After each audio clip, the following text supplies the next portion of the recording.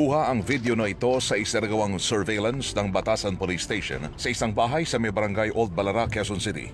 Kitang-kita rito ang pagbatak ng shabu ng isang grupo. Ang isa pang video, makikita naman ang dalawang lalaki na nag-aabang sa labas ng isang bahay. May bumabang tali na inamot naman ng isang lalaki at tila sinuri ang laman ng nakasabit.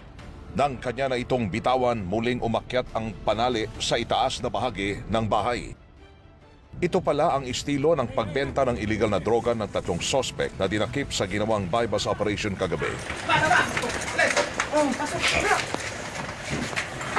Pinto! Pinto! Sa akin. Arestado sa operasyon sina Oliver Salas, 36 anyos, Celso Faviona, 51 anyos at ang tinarget sa operasyon na si Alfredo Marcelo, 49 anyos.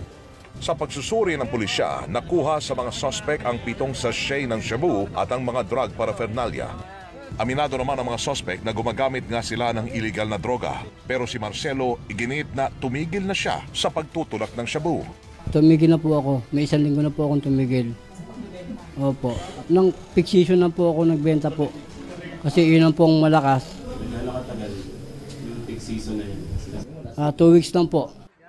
Estilo raw ni Marcelo na gumamit ng panimba sa kanyang pagbebenta. Nakatali ito mula sa second floor ng kanyang bahay at ibinababa kapag may bibili ng droga. Doon na rin inilalagay ng mga parokyano ang kanilang bayad.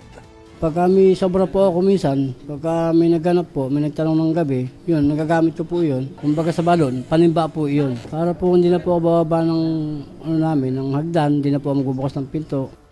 Maharap ang mga suspects sa kasong paglabag sa Comprehensive Dangerous Drugs Act of 2002.